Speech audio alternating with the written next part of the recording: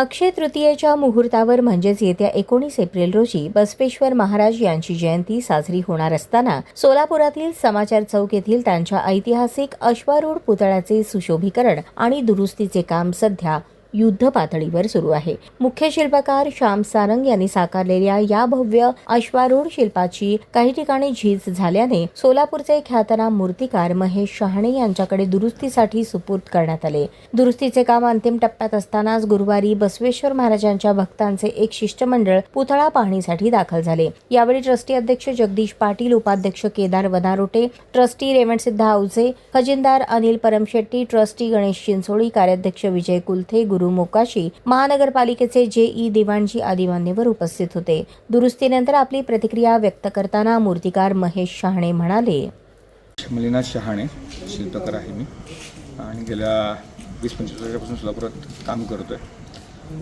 ही बसवेश्वर महाराजांची मूर्ती रिनोव्हेशनसाठी माझ्याकडे आली होती. आम्ही जेव्हा पेडेस्टलवरती त्याला बघितलं होतं, सुपरविजन केलं होतं, त्यावेळेला त्या मूर्तींना बऱ्याच ठिकाणी क्रॅक्स होते.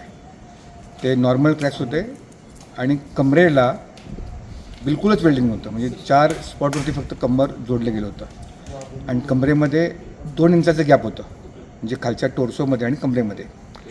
हे ब्रॉन्झची मूर्ती आहे आणि बहुशेक मला वाटतं त्यावेळेला त्यावेळेला ट्रान्सपोर्टचं एवढं हे नसल्यामुळं 40 वर्षाखाली त्या शिल्पकाराने ते 2 तुकड्यात आणलं असावं आणि इथं ते एकमेकावर ठेवून टाका लावून जोडलं असावं त्याला. पण त्या गॅपमधनं बरेच पाणी, त्यात पावसाचं पाणी म्हणा, बरेच त्यात पोटात शिरत जात होतं, हॉर्सच्या पोटामध्ये किंवा घोड्याच्या पोटामध्ये जात होतं आणि ते कालांतराने थेंब थेंब थेंब थेंब असं गळत होतं. त्यामुळं मूर्तीला फार मोठे इजा, म्हणजे क्रॅक्स जास्त पडत होते त्याला. मग जेव्हा आमच्याकडे ही मूर्ती आलं, पहिल्या तर आम्ही ते फील करून घेतलं. पूर्ण कंबर आम्ही प्रॉपर 3 इंचाचं पट्टी लावून ब्रॉन्झचा आम्ही वेल्ड करून घेतलं आणि कुठेही त्यात पाणी जाऊ नये या पद्धतीने दक्षता घेऊन त्याचं वेल्डिंग कंप्लीट केलं. त्यानंतर त्याला पोटाच्या खाली एक फार मोठं हे क्रॅक होतं, जवळपास 2.5 फूट रन असलेले क्रॅक होतं, ते पण आम्ही फील केलं. मानेजवळ एक 2 फुटाचं क्रॅक होतं, ते पण फील केलं आणि जिथं मागची 2 पाया आहेत त्या पायांना पण जवळपास पूर्ण तडा गेलं. ते फक्त त्या आतल्या नॉर्मलच्या आर्मीच्यावरती उभं होतं मूर्ती. हे सगळं आम्हाला काम करण्यासाठी जवळपास 4 महिने गेले. म्हणजे त्याला क्रेनवरती लावून उलटं पुलटं करणं त्याला, किंवा काही ठिकाणी आम्हाला 4-4 दिवस क्रेन आणून ते ठेवावं लागलं. ते मूर्तीच्या शिल्पकाराने केलं, तो अत्यंत प्रसिद्ध शिल्पकार आहेत श्याम सारंग.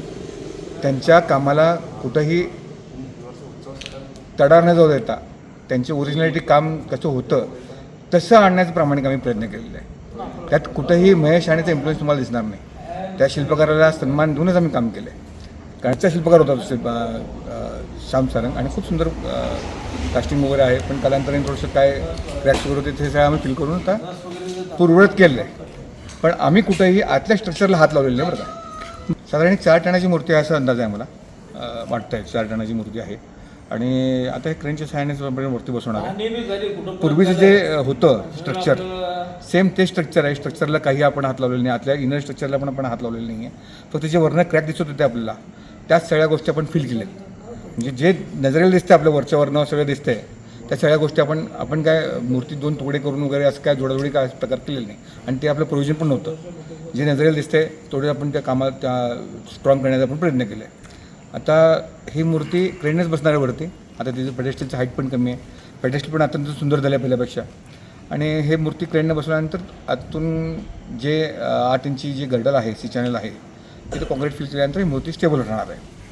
काय भविष्यात एकतरी हीटर लावून कलर काढायचं नाही आहे. मी आता स्पष्टच बोलतो. नॉन फेरस मटेरियल आहे. जिथं तुम्ही तापवता तेवढं एरिया गरम होते. नॅचरली गरम होणं वेगळं ओव्हरऑल. त्याला श्रिंकेज एक्सपेन्शनचे रेट जास्त असतात त्याला. हे क्रॅक जाण्याचं कारण हेच आहे की त्याला पूर्वी कोणतं हीटर लावून कलर काढण्याचा प्रयत्न केलेला आहे. आम्ही कुठल्याही पद्धतीचे हीटर लावून कलर काढलेलं नाही आहे. आम्ही पेंट रिमूव्हर वापरलेलं आहे आणि तार ब्रश वापरून ग्राइंड करून काढलेलं आहे. आम्ही जर आपण हीटर लावून गॅस गन लावून डायरेक्ट त्याच्यावरती आपण फ्लेम दिला कलर तर जळून जाईल, पण ते त्यात कॉपर पर्सेंटेज असल्यामुळे तिथला एरिया जास्त गरम होतो आणि बाकीचा एरिया तसंच राहतो थंड आणि तो सिंक होतो. आम्ही इथं बघतो, आम्ही जेव्हा प्रॉपर आम्ही वेल्डिंग करत असतो, पूर्वी मोठे गॅस वेल्डिंग करत असतो, तर इकडे काम करत असताना पलीकडे क्रॅक जात असते. त्याचं कारण असते की इथं टेम्परेचर जास्त आहे एका ठिकाणी आणि दुसऱ्या ठिकाणी टेम्परेचर कमी आहे. ते सिंकेज एक्सपॅन्शनमुळे ते क्रॅक जातात ते. आणि ह्या सगळ्या मूर्त्यांना आतून वेल्डिंग नसते, करता येत नसते आतून वेल्डिंग, फक्त वन साईड वेल्डिंग असते. त्यामुळे ही काळजी घेणं फार गरजेचं आहे. फ्युचरमध्ये हिटर लावून कसल्या परिस्थितीत कडक राहायचं नाही. एवढं जर काळजी घेतलं आपण आणि वर्षाला आपण जर सुपरविजन करून त्या नॉर्मल क्रॅक्स वगैरे असतील तर ते पुट्टीन वगैरे कव्हर करत दिले तर काहीच होणार नाही या मूर्तीला. ओके. खूप तर प्रशासन, पदाधिकारी आणि समाज बांधवांनी वेळेत सहकार्य केल्यामुळे जयंतीपूर्वी पुतळा नियोजित वेळेत बसवणे शक्य होणार असल्याचे ट्रस्टी अध्यक्ष जगदीश पाटील यांनी ठामपणे सांगितले. 1995ला मूर्तीची स्थापना बशिष्ठ सर्कल येथे झाली, पण दरवर्षी आपण त्याला रंगरंगोटी करून पूजा उत्सव साजरा केला जात होता. पण यंदाच्या वर्षी गेल्या वर्षी आम्ही ज्या वेळेला पूजेसाठी गेलो तेव्हा थोडंसं त्या मूर्तीमधले खूप वेगवेगळे भाग थोडेसे डागडुजी होणं आवश्यक असं वाटलं होतं. म्हणून आपण महापौरांना गेल्या वेळेला आयुक्त साहेब असतील त्याच्या आधी महापौरांना वेळोवेळी विनंती केली होती. पण आता एक असं आहे की 25 लाख रुपये आपण 1.5 वर्षापूर्वी पालकमंत्र्याकडनं मंजूर करून आणले आणि आणल्यानंतर हे पुतळ्याचं आपण सुशोभीकरण करणं आणि रंगरंगोटी करणं अशा पद्धतीचं सूचना त्या ठिकाणी देण्यात आल्या. काम सुरू झालं आणि बरंचसं काम त्या ठिकाणी पूर्णावस्थेमध्ये येत असताना हे विशेष म्हणजे शहाणे यांच्याकडे ही मूर्ती दिली गेली आणि आनंद याचा वाटतो की इतकं सुंदर त्यांनी ते सगळं पूर्ण खरडून काढून त्या ठिकाणी जिथं जिथं उणिवा होत्या त्या सगळे दूर करून खूप सुंदर असं, जसं की आपल्या अंगावरची नस दिसते तसं नससुद्धा त्या ठिकाणी आपल्याला मूर्तीमधलं दिसायला लागलं. इतकं सुंदर स्वरूप मूर्ती आपल्याला या सोलापूर शहराला आता आपण 15 तारखेच्या आत माननीय महापौर आपण महापौरांना निवेदन दिलं होतं की 23 तारखेला 15 तारखेच्या आतमध्ये आपल्याला ती मूर्ती त्या ठिकाणी स्थापना झाली पाहिजे. म्हणजे पुढे 19 तारखेला आपलं अक्षय तृतीया आहे आणि उत्सवाला त्या ठिकाणी मूर्तीचं काम पूर्ण झालं पाहिजे असं सांगितलं होतं.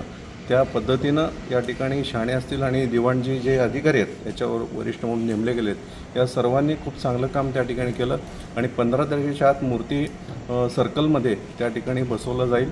आणि विशेष सोलापूर शहरातल्या संपूर्ण लिंगायत समाजाला सांगायला मला आनंद वाटतो की वीरशैव लिंगायत समाजासाठी माननीय महापौर विनायक कोंडाल साहेबांनी 23 तारखेला आम्ही या चौकाच्या सुशोभीकरणासाठी 50 लाख रुपयाची तरतूद यंदाच्या अर्थसंकल्पामध्ये व्हावं म्हणून 23 तारखेला निवेदन दिलं होतं. आणि आज दुपारीच महापौरांचा मला फोन आला की आपण 50 लाख रुपये आपली जी काही मागणी होती ती आपण मंजूर केलेली आहे. म्हणजे यंदाच्या वर्षी मागचे मिळालेले 25 आणि हे 50 साधारण 75 लाख रुपये आणि यापूर्वी आलेले वेगवेगळ्या यांच्याकडून मिळालेले 40 लाख रुपये असं साधारण 1.25 कोटी रुपये या आपल्या मूर्तीच्या कामासाठी त्या ठिकाणी मिळणार आहे. आणि निश्चितच चांगल्या पद्धतीचं चौक त्या ठिकाणी सुशोभीकरण होईल. आणि जे 50 लाख रुपये आपण मागितलेले आहेत त्यामध्ये आपली कल्पना अशी आहे, त्यामध्ये आतमध्ये 16 खांब आहेत. कल्याण मंडपमध्ये बसवेश्वरांच्या याच्यामध्ये जे काही संत होते, मग वीरशैव कक्कय्या असतील, कक्कय्या, हरळय्या, त्याचबरोबर आक्कमाधवी असे जे संत होते त्या संतांच्या मूर्ती त्या ठिकाणी कोरण्यात याव्यात आणि त्याचबरोबर त्या ठिकाणी बसवेश्वरांची जी वचनं आहेत त्या ठिकाणी लावण्यात यावी आणि ते त्या ठिकाणी 3-4 सेल्फी पॉईंट करण्यात यावे. यासाठी आपण हे 50 लाख रुपये मागितले होते आणि माननीय महापौरांनी त्या ठिकाणी मंजूर करून दिले. महापौरांचं या सोलापूर शहरातल्या तमाम बसव भक्तांच्या वतीनं मी त्यांचा आभार मानतो. सोलापुरात बसवेश्वर जयंती दरवर्षी मोठ्या उत्साहाने आणि भक्तिभावाने साजरी केली जाते. समाचार चौकातील हा पुतळा लिंगायत समाजाचे श्रद्धास्थान असून जयंतीच्या पार्श्वभूमीवर पुतळा परिसराचे सुशोभीकरणही जोमाने सुरू आहे.